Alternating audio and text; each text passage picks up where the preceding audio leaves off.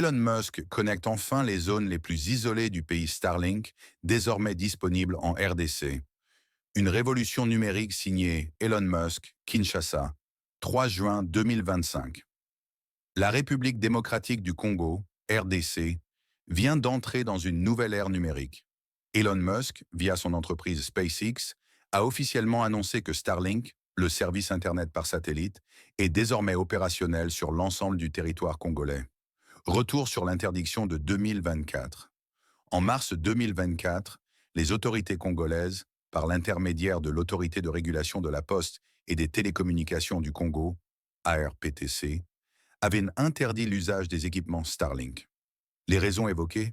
Absence de licence officielle pour l'exploitation du service et surtout des préoccupations sécuritaires.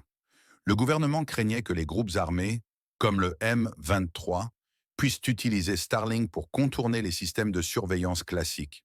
Cette décision avait été fortement critiquée par de nombreux citoyens et ONG, estimant qu'elle freinait l'accès à Internet dans les zones rurales et enclavées.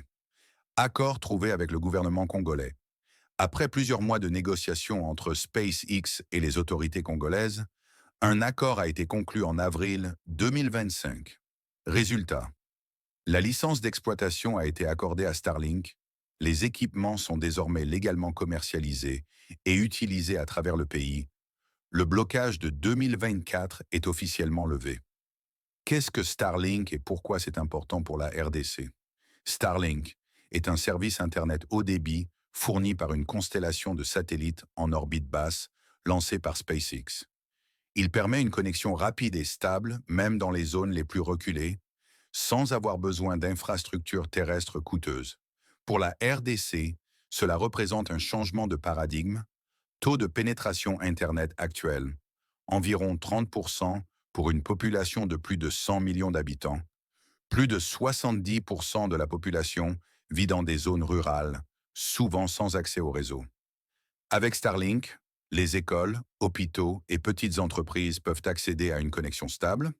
Les journalistes, ONG et chercheurs peuvent transmettre des données en temps réel, même dans des zones de conflit.